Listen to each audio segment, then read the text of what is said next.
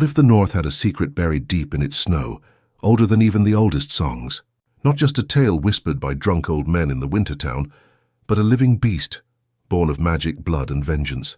The direwolves were always symbols of the old gods, of Winterfell's ancient power. But what if one of them wasn't just a symbol? What if, buried beneath the roots of the weirwood in Winterfell's godswood, a slumbering direwolf the size of Balerion the Black Dread stirred as the winds of winter howled louder? And what if that wolf answered to only one man, Eddard Stark? It began with blood. The moment Jon Arryn died and the raven flew toward Winterfell, the wolf began to dream. It had been silent for generations, kept in a magic sleep warded by the First Men's spells. When Eddard stood under the weirwood to pray, as he did every morning, the old gods listened. But this time something else listened too. As Ned's hand brushed the red bark, and his voice trembled through the still air, he unknowingly awakened an ancient pact, the Pact of the Frozen Wolf. That night, the earth trembled beneath the crypts of Winterfell. Maester Luwin claimed it was an old tunnel shifting, but the direwolves growled and would not go near the godswood. Even Ghost, silent and pale as snow, bristled. Summer whined and paced. Ned dismissed it all as the unease before travel. He was to ride south after all, to serve Robert again, to leave the north once more, though it went against every instinct in him. But the gods had plans for the man who never wanted the throne, who never desired power. That night, the full moon turned crimson. In the silence of the godswood beneath the weirwood's bleeding eyes, the ground split, revealing a passage not walked in thousands of years. A tunnel formed of ice-veined stone, covered in glyphs long forgotten by men. And at the end of it, within a chamber shaped like a wolf's maw, it slept. Bones of mammoths lay crushed beside its massive paws. A pelt blacker than the night covered its towering frame. Fangs like scythes, eyes like molten silver. It breathed slow, its heart beating once every 10 minutes.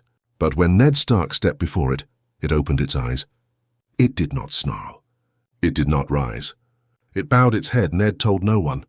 He left for King's Landing, but not before he looked down from the walls of Winterfell one last time, and saw the snow in the godswood flatten in a wide circle, as if something massive had rolled in it. He did not smile. Ned never smiled for dreams. He only trusted honor. The South stank of lies, Varys whispered. Littlefinger smirked and Cersei plotted in her golden cage. Ned moved like a man surrounded by vipers, refusing to play their games. But in the dead of night, he would stare into the flames in his chamber and feel a cold wind on his neck. The direwolf haunted him, not as a nightmare but as a presence, watching, waiting. When he confronted Cersei about her children, she asked if he would tell Robert. He told her he would give her a chance to flee. She laughed then, sharp and bitter, calling him a man of snow and stone. But even as she turned, something in her expression shifted, as if she saw something in his eyes. A weight, a darkness, a frost no Lannister fire could melt. Everything changed the day Robert died. Joffrey took the throne and Ned tried to hold to the law. But Peter betrayed him. Steel clashed in the Red Keep, and Ned's men fell. He was dragged to the dungeons, chained, broken, betrayed. But in the north, snow began to fall early. Too early. Bran dreamt of a wolf bigger than Winterfell, howling so loud the wall cracked. Arya heard its call in her sleep as she hid in the streets. Even Sansa, weeping in the Queen's chambers, felt a cold she could not explain. And in the crypts of Winterfell, Jon Snow stood before Lyanna Stark's statue and felt his blood freeze. Then the sky over King's Landing turned grey. It began as a tremor, small like the rumble of 1,000 hooves. Then the walls of the Red Keep shook. Birds screamed and scattered. Bells rang without hands. A shadow passed over the city, not shaped like a dragon, but more wild, more primal. More northern a howl shattered the clouds. On the day of Ned Stark's scheduled execution, the square was packed. The people screamed for blood. Sansa begged for mercy. Joffrey stood, smug and wicked, demanding his head. The sword rose. Ned closed his eyes. But the sound that followed was not the whistle of steel. It was a roar, long and deep and mournful. The platform cracked. The executioner stumbled. People began to scream, not in triumph but in fear. It descended like a glacier wrapped in fangs. A direwolf, titanic in size, fur black and soaked with winter. Its eyes blazed like stars. Soldiers ran. Horses reared. Cersei's face paled as she dropped her wine. Joffrey shrieked. Only Ned stood still. The chains shattered. The wood beneath him exploded as the wolf's paw crushed the platform. It bowed again, and Ned climbed upon its back. The North had come, not with banners or armies, but with a beast that defied nature and law. A direwolf that made dragons seem tame. The people fell to their knees. Some whispered old names. Some cried. The wolf howled again, and the windows of the Red Keep shattered. They called it the Frozen Fang. Legends spread faster than wildfire. King's Landing had been humbled not by war, but by winter's judgment. Ned did not speak that day. He only looked at his daughters, reached for Arya's hand, and let the wolf carry them into the skyless north. But he was not done. Winterfell burned with torches again, banners raised high. Ravens flew to the Vale, to Riverrun, even to Dawn. The Starks had awakened something older than Targaryens, and the realm began to whisper one dangerous, beautiful question. What if the North no longer bent the knee? The Lannisters prepared for war. Tywin summoned his bannermen. Cersei screamed at the council that the Stark had magic, that he commanded beasts, but few believed her, until scouts vanished in the Riverlands, until whispers came from the wall that something walked the snow, hunting the dead. Jon Snow stood on the wall and saw the wolf in the distance. It did not speak, but he knew it had come for something, or someone. The direwolf was not just a mount, it was a symbol, a god, a weapon, a reckoning, and its rider, Eddard Stark, no longer played by the rules of Southern men. The rules of Southern men. The Night's Watch had grown used to death, wildling raids, wights in the snow, and the occasional brother who vanished into the frost. But this was something else. Jon Snow stood atop the wall as the wind howled louder than ever before. Not just any storm, something deeper, older. The kind of cold that made your bones feel like glass. The kind that whispered in your blood that something forgotten was returning. Ghost paced beside him, hackles raised. His red eyes weren't just alert.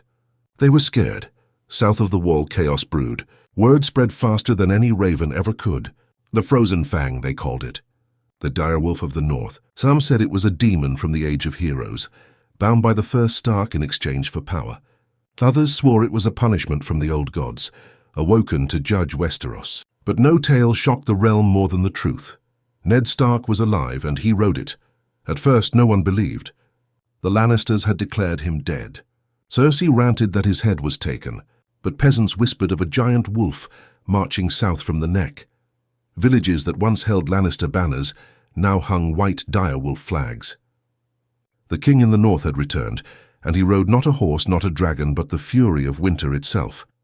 Inside the Red Keep, fear spread like rot. Tywin's face turned to stone as scouts failed to return. Jaime looked to the west, ready to call his bannermen. Cersei drank more wine than ever before. Joffrey whined, screamed through goblets, but his voice could not cover the silence spreading through the kingdom like a plague. Ned did not march on the capital. Not yet. He moved through the Riverlands first, freeing lords still loyal to House Stark. The wolf crushed keeps without siege. No gate could stop it. No fire could burn it. The people saw its eyes and remembered the old stories, the time before dragons ruled, the time of the dire kings. But power does not come without consequence. The wolf, it was not just a beast. It was bound by blood, and the more Ned rode it, the more he changed. Slowly, his eyes grew colder, his decisions harsher. He began to dream of roots and snow, of old gods whispering names not spoken in 10,000 years. He remembered places he'd never seen, faces he'd never known. As if the wolf was not just carrying him, it was merging with him, Arya noticed first. She rode beside him sometimes, still wild and furious, her needle always close. "You don't blink as much anymore," she said one night, half joking. "You're like Ghost now," Ned smiled faintly, but said nothing. Robb, marching from the twins with Grey Wind beside him, finally reunited with his father. Their embrace was silent but fierce. Robb had declared himself king in the north after Ned's death. Now with his father returned, many wondered, would he step down? Would he kneel? He did neither, because Ned didn't want a throne anymore. He wanted justice. He told Robb they would burn King's Landing to the ash if needed, but not for vengeance. For balance, for the lies that poisoned Westeros, for the broken oaths and shattered lives. The South must remember what the North forgets, he said. that we are not men of soft hands and silk robes. We are snow and stone, and now we are claw and fang. Back in King's Landing, Varys grew pale. Littlefinger vanished. The small council splintered. But Cersei did something no one expected. She sent a raven. To Stannis Baratheon. If the wolf comes, she wrote, he won't stop at us. He'll end the line of kings. Fire and wolf blood must unite. Stannis, ever cold and calculating, replied with 2 words, let him come. But others plotted deeper still. Melisandre had seen it in the flames. A beast of ice, wrapped in death, riding down on a throne of skulls. She believed it was the Great Other, and that it must be destroyed before it swallowed the realm. But she did not see Jon. Not until he rode south with the Night's Watch, deserting the wall with 100 loyal brothers. He had seen the wolf and he had felt the truth. Something ancient was stirring, and if they waited, it would devour the light. I saw his eyes, Jon told Sam. He's not just my father anymore. Meanwhile, Tyrion Lannister fled to Dragonstone seeking Daenerys. But even she could feel it. Her dragons roared wildly at night. Dragon refused to land when they flew north. Rhaegal bit at shadows. Something in the wind told them the north was no longer sleeping. And in the wild lands beyond the wall, the White Walkers marched. But they did not come south. They turned east, toward the Sound. Toward the Howling. As if whatever rode with Ned was not their enemy, but their king. At Harrenhal, Ned confronted Rose Bolton. The leech-hearted lord tried to flee, but the wolf hunted him like prey, dragging his flayed men into the mud one by one. Arya watched, eyes wide, and when Rose begged for mercy, Ned only whispered, "You broke the pact." Then he let the wolf tear him in half, no trial. "No mercy, only the old ways. River Run opened its gates." The Blackfish bowed his head. "We follow the Wolf King," he said, voice firm. Not to Robb, not to any southern crown, but to Eddard Stark. Yet even Sansa, safe in the Vale under Lysa's gaze, felt unease. When she finally saw her father again, taller somehow, colder, she cried. But the man who embraced her was not the same one who once braided her hair. He still loved her, but something deeper ruled him now. The wolf no longer bowed to man. In the north, wildlings began to pray to the beast. The Wolf of the End, they called it. The winter god. Children drew it on stones. Mothers told tales of a man who spoke to snow, and in Old Town the Maesters panicked. They searched dusty tomes for references, finding only scraps, a carving in Skagos, a song from before Valyria, and one line written in blood on a tattered page. When the wolf swallows fire, the world begins again. South of the Neck, the armies gathered. The Lannisters, the Tyrells, even the remnants of the Baratheons. They would make a stand, because they realized too late Eddard Stark was not riding to reclaim the Iron Throne. He was riding to destroy it. He was riding to destroy it. The fields south of the Trident turned black with steel. House Lannister had called every banner. Tywin's camp stretched across miles, sigils of red, gold, and lion-moored fury snapping in the wind. Beside him rode Randil Tarly, brutal and proud.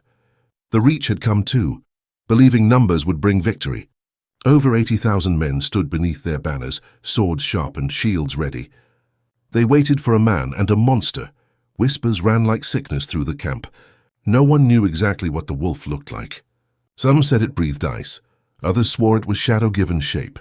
A few men even deserted in the night, driven mad by dreams of red eyes in the snow. But Tywin Lannister had never flinched before monsters. "It bleeds," he told his commanders, "and if it bleeds, it dies." But what rode toward them did not bleed like men.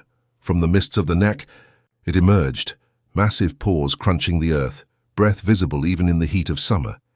The wolf moved like a storm, slow but unstoppable. Trees leaned away from its path. Birds went silent. It stepped over rivers like puddles.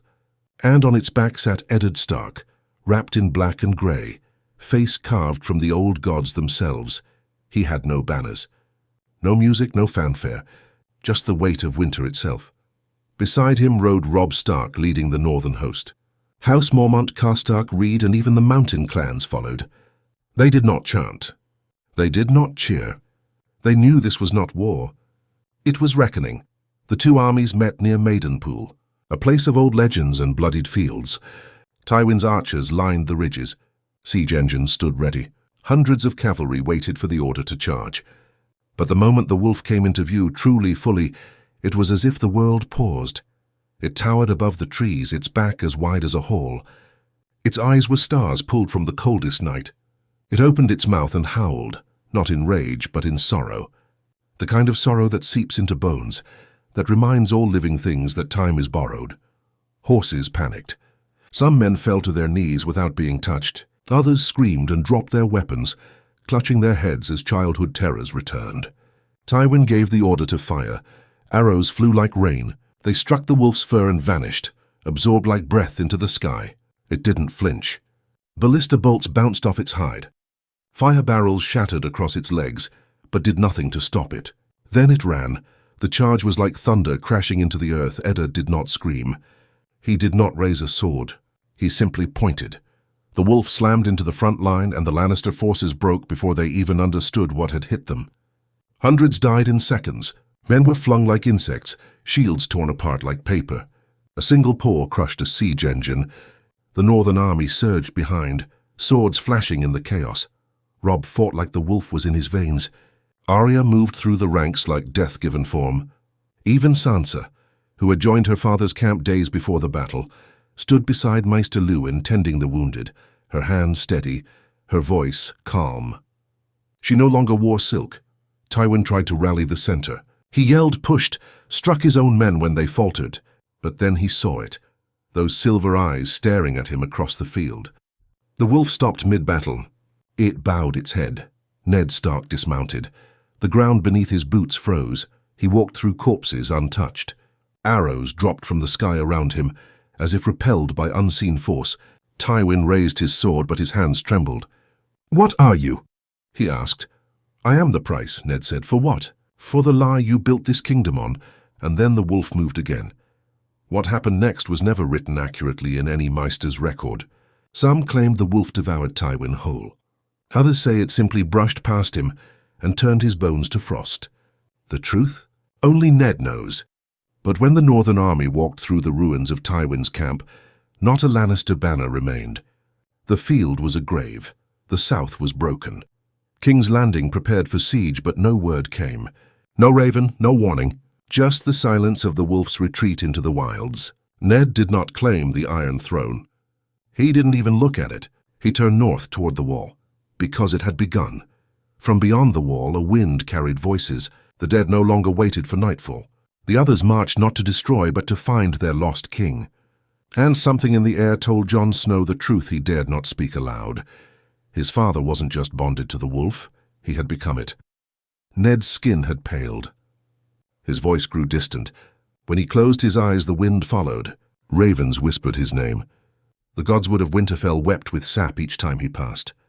Even the weirwoods in distant groves bled red as he approached, and then Bran woke, in the middle of the night, in a cold sweat. Far away, still in his broken bed, dreaming of ravens and doors. He whispered 2 words before Maester Luwin could calm him. King Wolf. In the crypts of Winterfell, old bones stirred. Lyanna's statue cracked. Torrhen's name split down the middle. Something was rewriting the past in stone and frost. The realm that had built its lies on dragons now faced a truth older than Valyria. Jon knew he had to go north. He gathered a group, Sam, Dolorous Ed, even a few wildlings, and rode toward the frost line. Ghost ran ahead, silent and sure. But the cold was worse than ever. Trees froze mid-bloom. Rivers hardened like steel. The sun did not rise, and when they reached the fist of the first men, they saw it, a circle of stone. A wolf skull the size of a house, and Ned Stark waiting, unmoving, unfazed by time or hunger. "You came," he said. Jon dismounted. "You're not my father anymore." Ned tilted his head. "I am what your father became. The gods chose me to bind the blood of the North, but they chose you to unbind it." Jon unsheathed Longclaw. "What are you asking?" "To end the war before it begins. To kill me before the North becomes what the South fears." But Jon couldn't do it, because in that moment he saw not the wolf, not the god, but the man, the one who taught him honor, the one who bent to tie his sword belt, the one who never spoke of love but lived it. The White Walkers arrived before dawn, not to kill, to kneel. Arrived before dawn, not to kill, to kneel. The Night King stood at the head of his army, flanked by White Walkers cloaked in ancient ice. Behind him, whites stretched across the snow like a frozen ocean, endless, silent and waiting. But they did not attack. They did not raise blades. Instead, the Night King dismounted his dead horse and approached, each step causing the snow to crack and refreeze beneath his boots. Jon gripped Longclaw tighter, heart thudding in his ears. He had prepared for war, but what he saw now wasn't an enemy. It was reverence. The Night King stopped several feet from Ned Stark, who stood unmoving, as though carved from the same ice as the wall itself. The Night King tilted his head, just like Bran had done when his visions overtook him, then slowly knelt. The White Walkers behind him did the same, an army of death bowing to the man who rode the frozen fang. Jon stepped forward, stunned. "What is this?" Ned's voice was lower now, as if the wind itself spoke through him. "Before the Wall, before the Andals, before the Seven. The North made a pact. Blood for protection. A Stark would always hold the cold at bay." "You made a deal?" Jon asked, disbelief etched in his voice. "I didn't," Ned said, "but my blood did, 1,000 years ago. The first Stark, Bran the Bloody, offered one of his sons to the ice. In return, the North would never be conquered by the dead. They would be watched until the pact was broken." Jon stepped back. "When was it broken?" "When the North bent the knee." The air turned colder. The Night King looked up, his expression unreadable. His blade remained sheathed, his hands still. No threat, only silence, only waiting. "The throne wasn't just a lie," Ned continued. "It was a wound, and now the old magic bleeds through it." Jon turned his eyes toward the wall, his mind spinning. "So what happens now?" Ned looked at his son. "The pact must be honored, or the North must fall." Far south, Daenerys Targaryen flew across Blackwater Bay on Drogon, Rhaegal by her side. Her advisors shouted through the wind. Tyrion leaned forward, shouting for caution. But Dany's eyes were locked northward. She had seen it, in her flames, in her dreams. A direwolf larger than any dragon, howling beneath a black sky, and a man with the face of a Stark standing atop a mountain of bone. In her heart, she had thought herself the fire that would save Westeros. But something else had come. Not fire, not ice, something older than both. At Dragonstone, Melisandre stood alone in the great hall, staring into the flames, her red eyes wide. The fire hissed and cracked, and she saw the same vision over and over, a great wolf swallowing the sun. She whispered, "Azor Ahai was never meant to save us. He was meant to slay the fire." Across the realm, old prophecies twisted. The maesters tried to suppress them, but they couldn't stop the flood of stories pouring from the north, a wolf that could not die, a man who turned to ice but bled honor, a Stark who made the dead kneel. Some called him savior, others called him destroyer. But one thing became clear. The rules had changed. Sansa, watching from Riverrun, read every raven with shaking hands. Her father had become something terrifying, not evil, but something you couldn't reason with, the cold logic of winter. She remembered how he used to carry her when she was small, his beard scratching her cheeks, his voice like gravel in the morning. That man wasn't gone, but he was buried beneath snow and time. Arya, who had seen death in every face, felt nothing but awe. "He's finally free," she said. "He doesn't have to play their game anymore." But Robb, he wasn't sure. The Northern Lords began to whisper that Ned Stark was more than a king now, more than a man. They wanted to build a new throne, not in King's Landing, but in Winterfell, a seat made of ironwood and bone. The Lords of the North didn't just want independence. They wanted vengeance, and they wanted the world to remember who ruled the cold. Jon returned to Castle Black with 100 uneasy men. The Night King and his host remained north of the wall, never crossing, never attacking, just waiting. And Ned, he vanished again, into the forest, into the cold. Sam pored over every scroll he could find in the library, his breath fogging the air as frost crept in through the cracks. "There's a tale," he said, "of the Direblood Pact. The first king of winter promised his soul to the old gods in exchange for dominion over death. But the pact only held as long as his bloodline stayed true." Jon looked out the window. "You think that's what's happening?" "I think," Sam said carefully, "you're the last one who can stop him from becoming a god." In King's Landing, Daenerys finally landed. She walked the halls of the Red Keep, and the small folk bowed. But their eyes no longer sparkled with hope. They whispered the name of the wolf. Even the nobles looked north now, their greed replaced with fear. Tyrion met her on the balcony. "You've come too late," she frowned. "I have dragons." He shook his head. "And he has something older than dragons." Dany narrowed her eyes. "Then I'll burn it." But the fires of dragons do not burn the cold. In the sky above the wall, the clouds parted for just a moment. And something flew. Not a dragon, not a bird, a wolf, a direwolf with wings of shadow. Jon stood on the battlements, watching it cross the stars. Ned Stark had become more than legend. He had become myth. The realm no longer whispered of kings. It whispered of gods. In the north, the land itself began to change. Rivers froze even as the sun climbed high. Forests grew quiet. Wolves, real wolves, larger and bolder than any seen in generations, ran openly through villages, unchallenged, revered. Children born under the red moon were said to have eyes like snow. The old gods were no longer just worshipped, they were waking, and at the heart of it all was Eddard Stark. But he was no longer the Ned the South had broken in chains. That man, the quiet father, the brooding lord, the man of duty and restraint, had become something else. He had given himself to the North. In flesh, in spirit, in soul they called him the Winter King now. When Jon Snow rode back to Winterfell, he found a land transformed. The walls of the ancient keep had doubled in height, not by stone, but by ice-laced roots of the weirwood tree that had erupted from the godswood, curling through every tower and hall like veins. Snow never melted now, not even in the great hall where the hearths roared, and the direwolves were no longer just pets. They were sentinels, grey wind, Nymeria, ghost. Even Shaggy Dog, thought long vanished, returned. All larger, wilder, bound not by leash but by oath. Bran Stark stood waiting for Jon, eyes milky white, body thin as bone, but presence massive.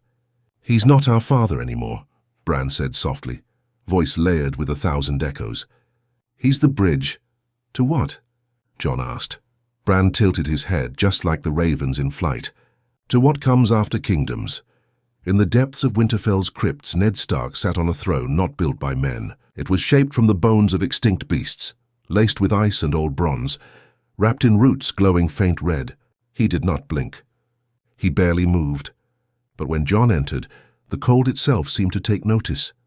"I didn't ask for this," Jon said, breath fogging in front of him. "No one does," Ned answered, finally looking up. His eyes had no whites anymore, just storm. "But you were born of two worlds. You are the last fire in the snow." Jon stepped forward. "You're bending the dead to your will." "I'm keeping the dead from taking everything," Ned snapped. Then softer. "But the cost is rising." Behind Jon, Arya entered, face calm. "You're building an empire, father." "No," Ned replied. "I'm building a memory, one that cannot be erased by gold or fire or crowns." But not everyone believed in memory. Daenerys Targaryen had not forgotten what the Iron Throne meant. And now, with Tyrion advising her cautiously, and the dragons restless, she prepared to do what she always did best: conquer. "Let the wolf have the north," she said, staring into the dark sea. "We take the rest. And when the time is right, we burn the root." Her dragons flew over Westeros again. Rhaegal circled the twins. Viserion scorched the edges of the Vale. And Drogon roared over the riverlands like a comet of flame. Villages surrendered before she even spoke. But when they neared the north, the air changed. Drogon screeched, and something screeched back. In the sky, clouds churned. A storm howled that was not made by nature. And through the snow came a blur of white and grey. A shadow crossed Drogon's path, not a dragon, but the frozen fang now winged, bound to Ned's will, its back sprouting icy tendrils shaped like gliders. Daenerys watched in horror as the wolf flew beside her dragon, matching its speed, snapping with jaws the size of buildings. Drogon jerked left, fire erupting from his throat. The flame hit the wolf directly and went out, vanished. The fire died on contact with the beast's fur, swallowed by a cold that was not absence, but presence. Ned rose from the wolf's back, not with reins, not with saddle. He simply stood, cloak fluttering, eyes locked on Daenerys. She screamed in Valyrian. Drogon dove, but the wolf followed. the skies over the neck lit with flame and frost.